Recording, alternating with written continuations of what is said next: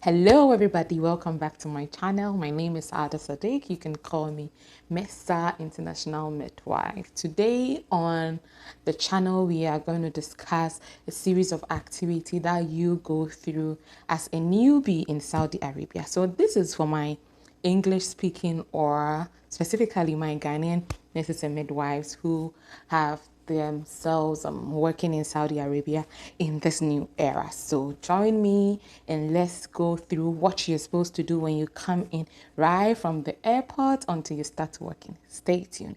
If you haven't subscribed, kindly subscribe to my channel, share the link, share the link, share the link so that your friends, the newbies and everyone coming in can see this video to go through all the processes, what you need to know right from the airport till you start finding your feet. Yeah. Before you leave Ghana, try and get a small notepad, a small book like this, because you need to be keeping this for a lot of records, right?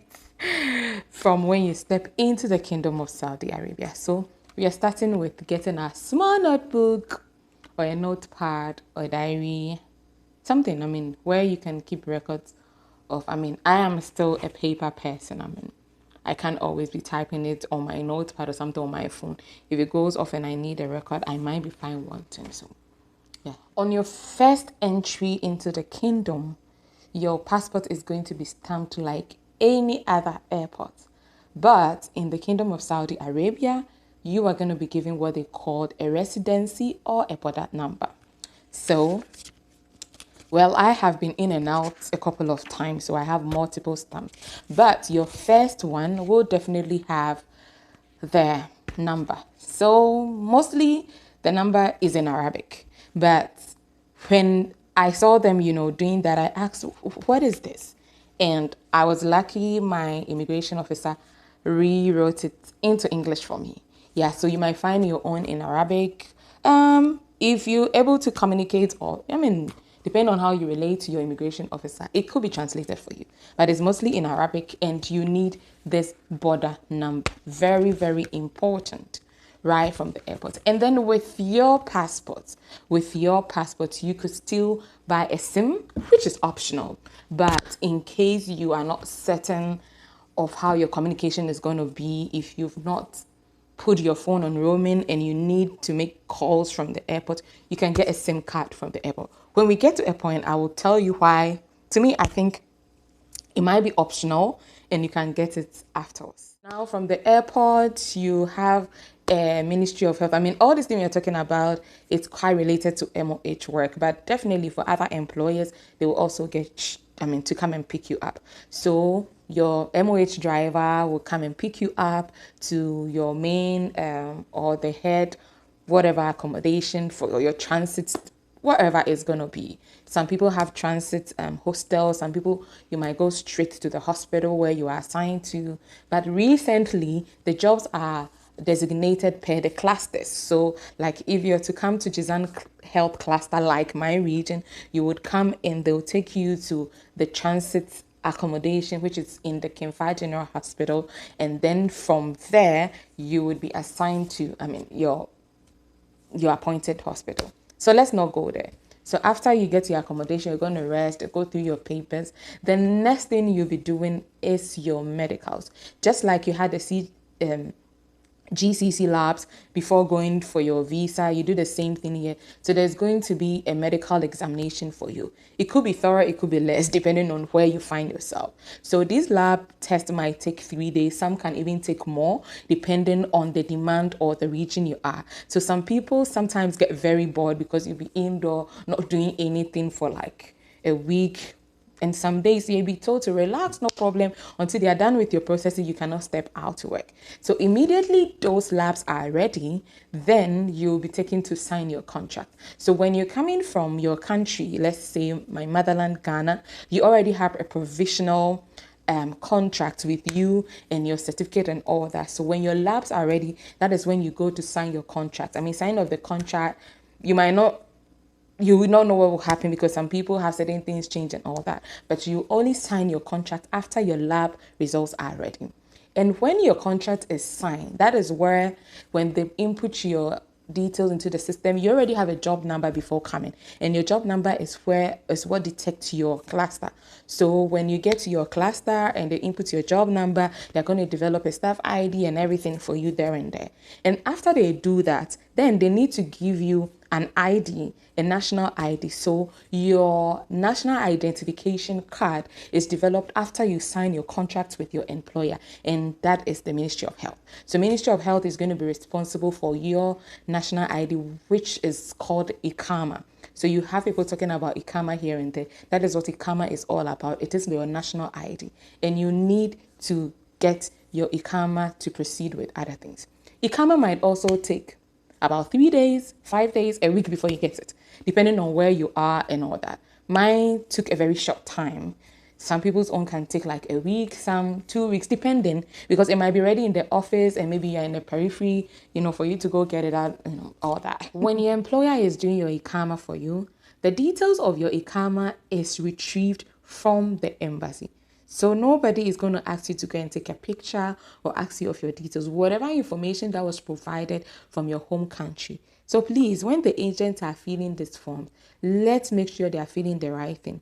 If you are married, let them not make you single, because if that's what they write, it will appear on your ICAMA and your details, and that is what they will have. They will not ask you the questions here to confirm. Whatever details you gave at the embassy is what will appear on your ICAMA, and it will be translated into your AppShow. After your ICAMA is ready, then you need to activate your ICAMA. When your ICAMA is ready, you will now go to what they call the AppShow, the AppShow app, the AppShow machine, or the AppShow center. My experience was a machine where we got to just like an ATM machine. Then you type in the ICAMA number, your telephone number to activate the AppShow. So when the AppShow is activated, as you put in your telephone number, it's going to send you a ticket. You have to, go through all that process. And then they are going to send you a code.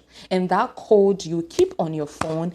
And the following day, the AppShow will activate your ICAMA after 24 hours. So after 24 hours, now our AppShow is there. Then you need to download what we call the NAFAT app. Oh, I love this kingdom.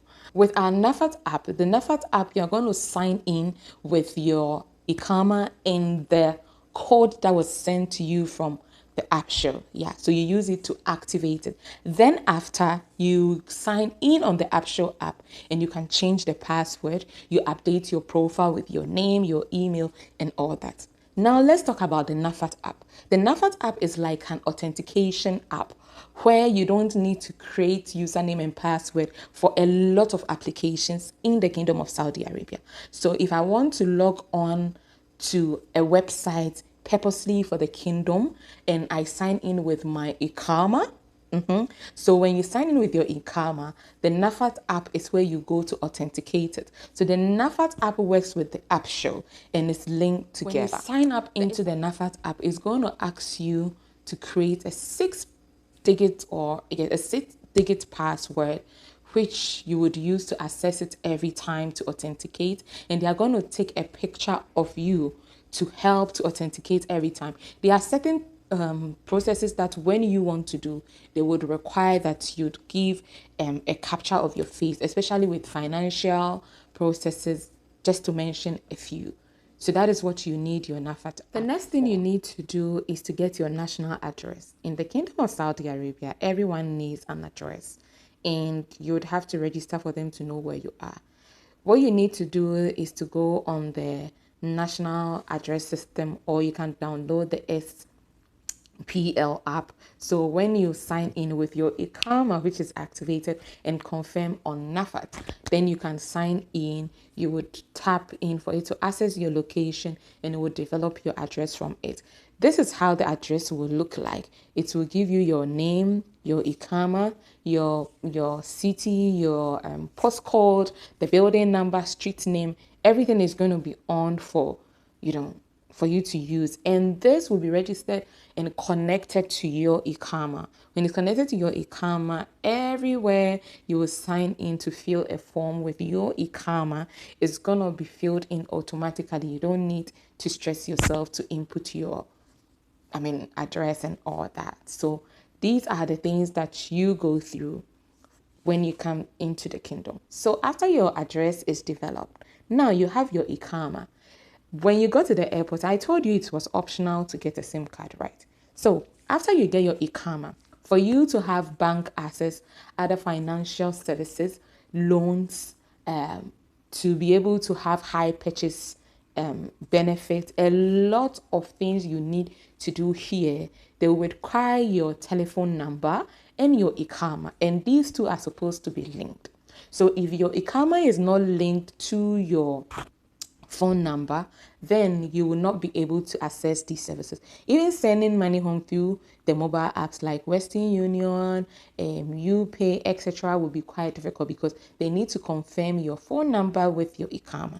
So after you go through all this and you have your Ikama, you can go to your mobile service. For example, if your SIM card is STC, you go to the STC office and then they would link your Ikama to your SIM card. When you are going, please don't forget to take the passport you use in purchasing the SIM card at the airport. They will need to confirm your border number and your passport number at the office, and then you just have to do an index finger biometric confirmation for them.